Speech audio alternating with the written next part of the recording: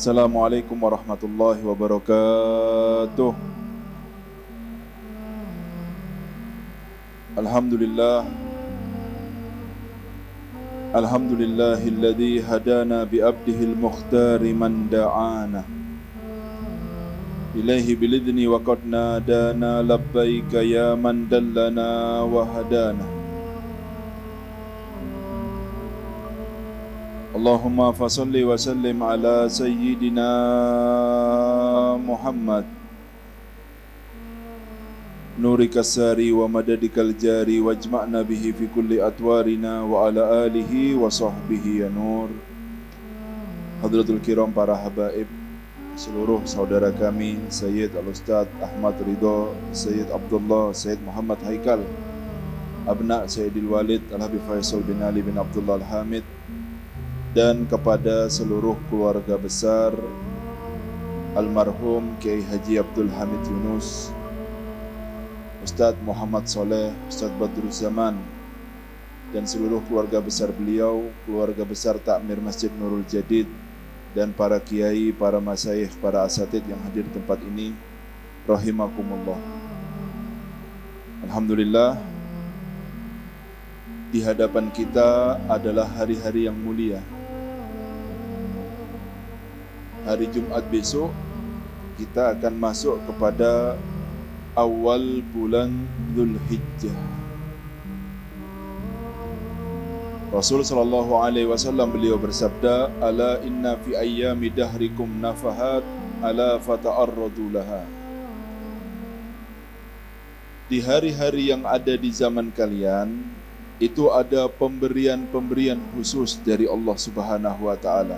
Bonus-bonus yang Allah berikan yang tidak ada pada hari-hari yang lainnya. Apabila kalian mendapatkan kabar tersebut, terutama yang datangnya dari Allah dan dari Nabi Muhammad SAW yang mengabarkan tentang keistimewaan hari-hari tertentu, fata'arradu laha, maksimalkan hari tersebut, karena hari tersebut Allah memberikan hadiahnya yang tidak diberikan dalam hari-hari yang lainnya. Dan Allah Subhanahu wa taala berfirman di dalam Al-Qur'an, "Wa dzakirhum bi ayyamillah." Ingatkan ya mereka semua itu dengan hari-harinya Allah. Takut sampean lupa kalau hari Jumat besok ini adalah hari awal daripada Dzulhijjah. Apa istimewanya Dzulhijjah daripada bulan-bulan yang lainnya? Oleh karena itu dimulai dengan firman Allah Subhanahu wa taala. Allah Subhanahu wa taala berfirman, "Wal fajri wa layalin ashr." Demi fajar. Kalimat sumpah ataupun qasam yang disebutkan oleh Allah Subhanahu wa taala dalam Al-Qur'an selalu takdirnya adalah ya wa rabbil fajar, demi Tuhan yang menciptakan fajar. Bisa diartikan seperti itu. Atau memang Allah ini bersumpah dengan waktu tersebut, ya wal fajri, demi waktu fajar. Karena keistimewaan waktu fajar, ya, dan keajaiban yang terjadi di sana, perpindahan malaikat dari bumi ke langit dan langit ke bumi, dan waktu ini adalah waktu istimewa yang mana tidak tercium di sana nafas-nafas orang kafir dan orang-orang munafik dan lain sebagainya dari keistimewaan waktu ini, dari hebatnya waktu ini, sampai Allah bersumpah wal fajri, demi waktu fajar. Ada yang mengatakan fajar di sini artinya adalah salat fajar ataupun salat subuh yang berbeda dengan salat-salat yang lainnya. Ada yang mengartikan pula yang namanya wal fajri ini ada infijarul ma' min baini asabi'in Nabi Muhammad sallallahu alaihi, terpancarnya air dari jari jemari suci Nabi Muhammad sallallahu alaihi wasallam. Ya, infijar atau fajar itu disebut adalah terpancarnya ya air-air ya dari tangan atau jari jemari suci Nabi Muhammad sallallahu alaihi wasallam. Dari keajaiban yang luar biasa ini Allah bersumpah dengan kejadian tersebut. Ada yang mengatakan dari ulama itu artinya. Ada yang mengatakan pula ya bin fijari sahrah wa hurujin naqah lisoleh, keluarnya air dari batu bebatuan, ya, yang tidak ada sumber airnya sama sekali di sana, seperti yang terjadi di zaman Nabiullah Musa alaihi salam. Qad alima kullu unasin masrabahum, katanya Allah dalam Al-Quran. Jadi ada 12 kabilah yang dibawahi oleh Nabiullah Musa, dan setiap kabilah itu mempunyai mata airnya sendiri-sendiri yang keluar dari batu. Dari mana batu bisa keluar air? Ya, atau infijar atau khuruj naqalis soleh, keluarnya onta. Kalau ditanya orang tuanya onta, pertama kali onta diciptakan Allah keluar dari mana? Jawabannya adalah dari batu. Bib, tidak masuk di akal, jangan diakali. Ini kabarnya dari Om. Akal sampean seberapa? Kok mau pakai logika? Adakah yang logika di atas muka bumi ini? Tidak ada yang logika. Ada beberapa, tapi kebanyakan semuanya adalah atas kodratnya Allah yang keluar daripada nalar dan logika kita. Ada yang logika, tapi kebanyakan semuanya adalah ya di luar nalar dan logika kita, karena itu adalah kudrat Allah Subhanahu wa taala yang kita tidak akan sampai apabila kita memikirkannya. Dan banyak perkataan daripada ulama, walayalin ashr, dan malam yang 10. Malam 10 pun bukan hanya untuk malam 10 hari awal di bulan Dzulhijjah, yang mengatakan bahwa ini adalah maksudnya Allah Subhanahu wa taala adalah 10 malam di malam Muharram. Ada yang mengatakan pula adalah 10 malam di akhir Ramadan, karena malam itu adalah malam yang berbeda daripada malam-malam yang lainnya, karena di sana ada Lailatul Qadar. Tetapi yang paling benar ya adalah 10 malam daripada malam Dzulhijjah. 10 malam di malam Dzulhijjah mempunyai keistimewaan yang sangat luar biasa, sehingga dikabarkan oleh Rasul sallallahu alaihi wasallam, man shoma ayyamal ashr kataballahu lahu bi kulli yaumin shauma sanah. Ya, dalam riwayat yang lain, ya, wa inna siyama yaumi ya'dilu siyama sanah wa qiyama lailatin ka qiyamis sanah. Puasanya 1 hari dalam 10 hari awal Dzulhijjah ini diberikan ganjaran seperti orang yang berpuasa 1 tahun penuh. Sebaliknya, qiyamul lailnya pada malam 10 hari ini bukan dihitung 1 malam suntuk dia ibadah, tidak, tapi seperti dia itu berqiyamul lail selama 1 tahun penuh. Allahumma sholli ala Muhammad. Hari-hari istimewa ya, harus dimanfaatkan, karena pada hari-hari inilah pertama kali turun rahmat kepada bumi ini, ya, dengan diampuni orang tua kita semua, yaitu Nabi Adam alaihi salam. Ya, ketika beliau itu mengaku bersalah ya di padang Arafah, ada yang mengatakan di Bukit Rahmat, karena di sana itu adalah turun rahmat pertama kali. Ada yang mengatakan di padang Arafahnya diampuni oleh Allah Subhanahu wa taala pada 10 hari Dzulhijjah.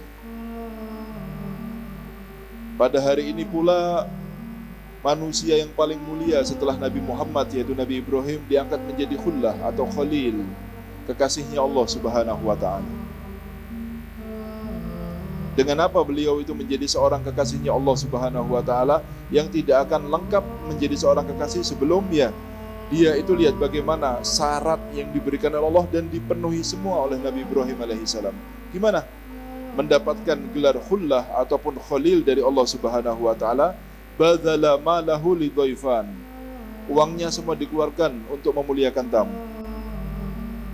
Kita kalau ada tamu bagaimana? 1 hari mesem, 2 hari masih 3 hari masih mesem, 4 hari gimana keadaan kita sama tamu? Hah? Man kana yu'minu billah wal yawmil akhir falyukrim dhaifahu, kata Rasulullah SAW.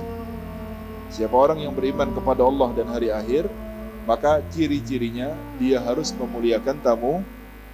Tidak harus takalluf dengan memberikan sesuatu yang mahal, tetapi berikanlah sesuatu itu yang ada pada diri sampean dengan hati berbahagia tanpa ada penekanan sama sekali dalam diri kita. Pertama, ya, mendapatkan gelar Khalil, kekasih dari Allah Subhanahu wa taala, karena beliau mengeluarkan hartanya untuk memuliakan tamunya. Wa nafsahu liniron, mengorbankan jiwanya ketika dilemparkan ke api. Siap-siap, kata Nabi. Wa waladahu likurban, anaknya diminta sama Allah untuk menjadi kurban. Siap, tidak pernah bilang tidak sama sekali sama Allah Subhanahu wa taala. Lalu wa qalbahu lirrahman, hatinya tidak ada tempat untuk yang lainnya kecuali untuk Allah Subhanahu wa taala. Karena kalau berbicara tentang makhluk, tidak ada yang lebih dicintai dari makhluk kecuali istri dan anaknya. Perintah dari Allah, taruh di tempat ghairu dzi zar'in, yang tidak ada tumbuh-tumbuhannya sama sekali, padang pasir total. Inda baitikal muharram, katanya Allah, di tempat yang mulia sana, taruh di sana istri sama anak kamu yang masih bayi. Kalau hatinya punya iba, punya kesian sedikit saja sama istri sama anaknya, tidak mungkin seorang orang tua itu meninggalkan istri dan anaknya tanpa makanan, tanpa minuman di tengah padang pasir yang tidak ada tumbuh-tumbuhan sama sekali. Perintah dari Allah, dijalankan. Kesian, terus kencang hatinya, karena ini adalah perintah daripada Allah. Lihat ya, hati dari seorang manusia yang paling mulia setelah Nabi Muhammad sallallahu alaihi. Oleh karena itu ya, walam yasih li ahadin tawakkul illa li Ibrahim, ya. Tidak ada orang yang tawakal sebenar-benarnya, ya, kecuali kalau dia itu bisa melakukan apa yang dilakukan oleh Nabi Ibrahim alaihi. Thiqah, percaya dengan penuh tanpa ada keraguan di dalam hatinya. Bahkan beliau ketika akan dibakar, ya, oleh kaumnya, karena besarnya api yang mereka buat, sampai orang mendekat jarak radius berapa kilo itu tidak bisa mendekat karena panasnya api. Mendekat panas sudah. Lalu orang-orang kampung itu berpikir, gimana cara buangnya, terus kok dekat saja tidak bisa gitu. Setan bekerja di sini. Diajarilah yang namanya manjanik, meriam lemparan seperti itu. Ketika dilempar Nabi Ibrahim dalam keadaan tidak berbusana, dipermalukan oleh kaumnya luar biasa ketika itu. Datang malaikat Jibril alaihi salam. Padahal malaikat Jibril dalam Al-Quran dikatakan wa ma natanazzalu illa bi amri rabbik. Ketika Nabi Muhammad tanya, apa kamu ini sekarang kok lama tidak datang kepada saya? Katanya malaikat Jibril, kami ini turun naik itu tidak mungkin bisa semau sendiri kecuali atas perintah daripada Allah. Turun atas perintah Allah. Ini terbang Nabiullah Ibrahim ini di langit ini, dilempar sama kaumnya untuk menuju kepada api. Ditanya, ya Ibrahim, malakal hajah. Malaikat Jibril tanya sama Nabi Ibrahim, punya hajat apa tidak? Dijawab sama Nabi Ibrahim, amma minka falah. Kalau dari kamu, ya Jibril, saya sama kamu sama-sama makhluk, tidak butuh sama kamu. Kalau dari Allah, biar saya sampaikan. Padahal ini adalah perintah Allah. Nabi Jibril, malaikat Jibril turun. Amma minallah ilmu bihali yughnini an suali hasbiyallah wa ni'mal. Ilmu Allah tentang keadaan saya sekarang ini cukup, saya tidak perlu minta lagi sama Allah. Allah lebih tahu dengan keadaan saya, tidak perlu saya minta. Dan Allah yang lebih tahu tentang maslahat saya sekarang. Ini tawakal ya. Gimana? Makanya hati-hati beberapa aulia ini dikaruniai oleh Allah seperti hatinya Nabiullah Ibrahim alaihissalam. Beberapa aulia malah diperintahkan, beberapa anbiya diperintahkan sama Allah untuk meminta walaupun sesuatu yang remeh di mata kita. Bahkan garam di dapur suruh minta sama saya, katanya Allah. Tapi beberapa dia tidak meminta, bukan karena tidak mau meminta kepada Allah, bukan berarti tidak berdoa. Tetapi doa itu adalah penampakan ubudiyah kepada Allah Subhanahu Faddu'ai wabtihali syahidun li bif tiqori, kata Habib Abdullah bin. Saya doa, saya minta sama Allah, ya, itu hanya untuk menampakkan kalau saya ini butuh kepada Allah. Padahal beliau berkata pada pertama qasidahnya, qad kafani ilmu rabbi min su'ali wa ya, cukup ilmunya Allah kepada saya, ya, tentang bagaimana keadaan saya ini, tidak perlu saya minta lagi. Lalu kenapa kok sampai minta sama Allah? Menampakkan kalau saya ini butuh kepada Allah.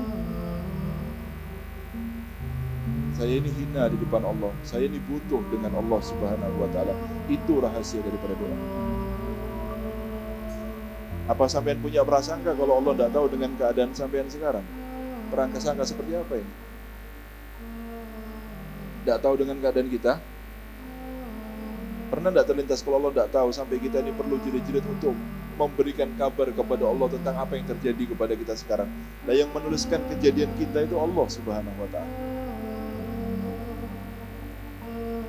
Paham ya? Juga pada hari-hari ini, ya, Nabiullah Ibrahim alaihi salam itu membangun Ka'bah. Ka'bah bukan dibangun Nabi Ibrahim, dibangun ulang oleh Nabi Ibrahim. Inna awala baitin wudi'a linnasi lalladhi bibakkata mubarakah, dalam Al-Quran. Itu rumah pertama itu yang diciptakan oleh Allah, ya.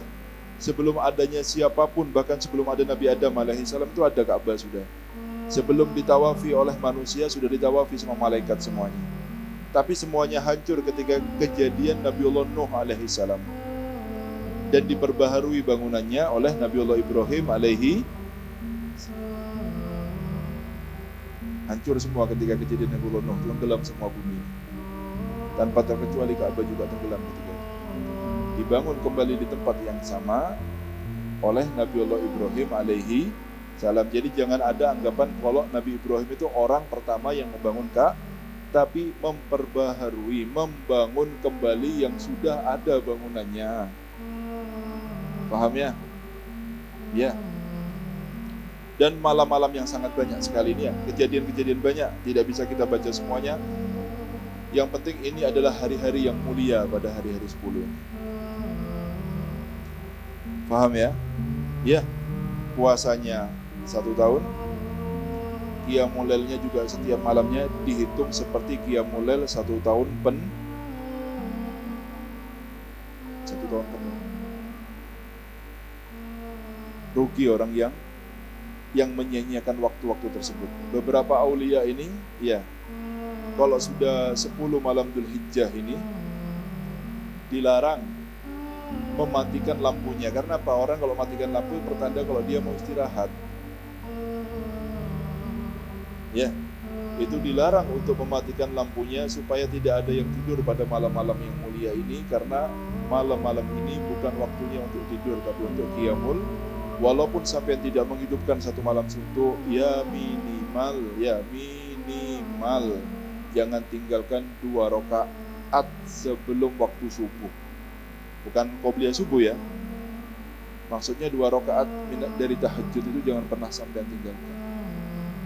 2 rakaat dan sempatkan baca istighfar walaupun 11 kali. Minta maaf sama Allah, walaupun itu waktunya pendek, mungkin 10 menit, 15 menit sebelum adzan, sudah siap dalam keadaan sholatnya. Walaupun kita tidak bisa menghidupkan malam kita secara utuh kepada ibadah kepada Allah Subhanahu wa ta'ala.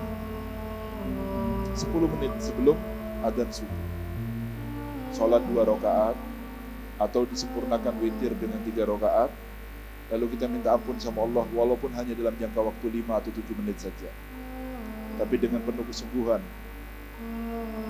ya. Karena faedah istighfar itu bukan hanya diampuni dosa, tapi istighfar juga bisa mengeluarkan kita dari semua masalah-masalah yang menimpa kita semuanya. Ya, semua masalah kita tanpa terkecuali itu obatnya adalah istighfar. Paham ya? Sehingga menerangkan tentang kemuliaan hari-hari ini, Rasul sallallahu alaihi wasallam, ya, dalam Musnad Ahmad, beliau bersabda, "Min ayyamin al-amalu shalih fiha ahabbu ila Allah azza wa jalla minhu fi hadhihi al-ayyam, yakni ayyam al-'ashr." Qalu ya Rasulullah wala jihad fi sabilillah wala jihad fi sabilillah illa rajulun kharaja bi nafsihi wa malihi falam yarji min dalika bi syai', kata Rasulullah sallallahu alaihi wasallam. Tidak ada suatu hari dari hari-hari yang amal soleh itu lebih dicintai oleh Allah Subhanahu wa taala melebihi hari 10 hari ketika awal bulan Dzulhijjah. Kapan amal soleh paling dicintai? Pada hari-hari ini. Tidak dibandingkan dengan apapun. Ini adalah hari-hari di mana amal soleh lebih baik daripada amal soleh di hari-hari yang lainnya. Sampai dikatakan walaupun jihad di jalan Allah, lebih bagus amal soleh pada hari-hari ini.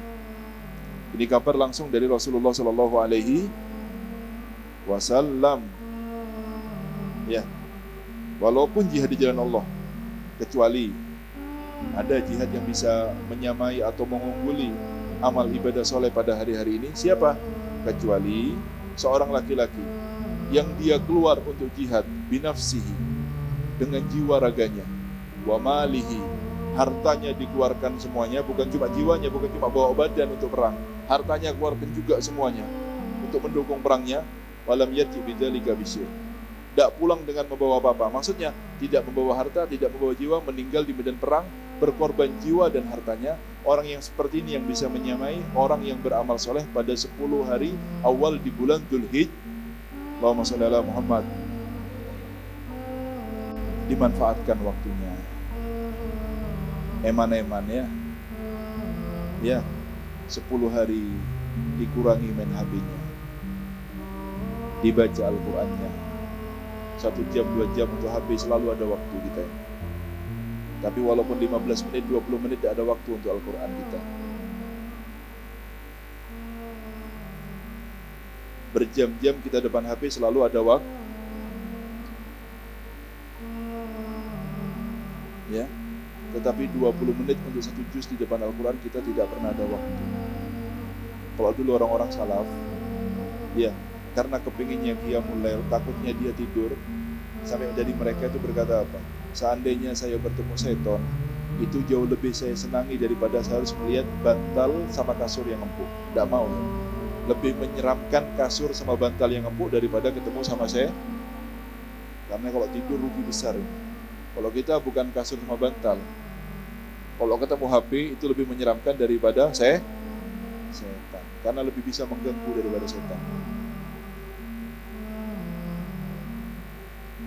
Kalau sudah pegang HP ditinggal kayaknya manusia sama setan. Karena lebih menyeramkan daripada saya. Allahumma shalli ala Muhammad. Walaupun toh sampean tidak melihat apa-apa di HP-nya, tapi berapa banyak waktu yang sudah habis dengan perbuatan yang sia-sia, tidak ada manfaatnya. Saya punya HP tidak melihat apa-apa. Siapa yang bilang sampean melihat apa-apa? Tapi kan waktunya habis percuma. Apalagi kalau sampai melihat hal-hal yang tidak perlu, yang haram. Wa yudzubillah. Dikurangi. Buka HP dan berkata, a'udzubillahi minasyaiton. Sepul HP-nya. Tuh, biar ada macam-macam ya. Karena sekarang penyakitnya dari sini semua. Orang salah bilang bantal sama kasur bukan zaman kita itu sudah. Lebih baik tidur sekalian daripada main HP. Orang-orang ini banyak spam melihat kabar dari HP. Stres hari-harinya, tidak bisa tidur. Pegang HP di atas kasurnya dari jam 9 atau jam 2 katanya. Apa? Taruhan tidur, badannya itu mahal, kesehatan itu mahal. Oh, diumak-umak kayak HP. Ayo coba sampai ngaji Quran, kalau tidak langsung terlelap tidurnya sampai karena malaikatnya turun semuanya ya. Tidak bisa tidur, main HP ya, tambah tidak tidur. Coba ngaji Al-Quran, kalau tidak kesirap sampai langsung. Ya Allah, ngaji yo coba Al-Quran, kalau tidak kesirap sampai langsung. Tidak bisa tidur, jangan main HP, itu nyiksa badannya sendiri namanya. Kasih waktu, silahkan main duhur sampai asar, pagi sampai jam 8 misalkan, sampai harus banyak hajatnya sama HP. Sisanya sampean itu manusia, mau tinggal di akhirat, mau kerja untuk dunianya yang profesional. Saya bukan melarang pakai HP, tapi pakai yang betul. Jangan dijajah sama HP-nya. Paham ya? Ini karena mau mendekati 10 hari Dzulhijjah, jadi saya ingatkan HP karena banyak waktunya habis untuk yang tua-tua tidak ngerti omongan saya. Yang muda-muda coba tanyakan ini. Apa Bib saya tidak pakai HP? Ya sampai sudah bukan masanya dengarkan ceramah ini sebetulnya. Ini ceramah untuk orang yang seumur saya dan di bawah-bawah saya. Paham ya? Ya, silahkan main HP tapi jangan lupa Qur'annya. Silahkan main HP tapi jangan lupa wiritannya. Silahkan main HP tapi jangan lupa untuk berkumpul dengan keluarganya. Jangan gara-gara HP sampai tidak ada waktu untuk berkumpul dengan keluarga, tidak ada waktu berkumpul atau untuk mengaji Al-Quran, tidak ada waktu untuk wiritan sama sekali, karena semua waktunya dimakan sama HP. Paham gak? Semoga jadimu yang bermanfaat ya. Ayo, niat dari sekarang, pasang niat yang dalam ya, bahwa di 10 hari, mulai hari Jumat. Terus saya ingatkan lagi yang sampean punya niat untuk berkorban ya, untuk potong kuku sama rambut sampean tinggal 3 hari lagi, Selasa, Rabu, Kamis. Jumat sudah sampean tidak boleh potong rambut, potong kuku lagi. Paham ya? Sampai sampean menyembelih hewan ternak, hewan kurbannya. Paham ya? Yang mau niat berkorban, kalau yang tidak kurban tidak usah ngomong-ngomong, sudah istimewa sudah ya. Saya ngomong bagi yang mau berkorban ya. Masa potong rambut sama potong kuku Anda tinggal 3 hari. Kapan? Selasa, Rabu, sama Kamis. Karena hari Jumat sudah tanggal 1 Dzulhijjah. Jangan dipotong rambutnya, jangan dipotong kukunya. Sampai sampean menyembelih hewan kurbannya, baru sampean boleh memotongnya. Karena nanti rambut sama kuku Anda itu akan jadi saksi di depan Allah Subhanahu wa Ta'ala. Makanya tidak boleh dipotong dulu ketika itu ya. Ya, semoga jadi yang bermanfaat ya. Ini mungkin yang bisa saya sampaikan pada kesempatan malam hari ini. Kurang lebihnya saya mohon maaf. Billahi taufiq wal hidayah. Assalamualaikum warahmatullahi wabarakatuh.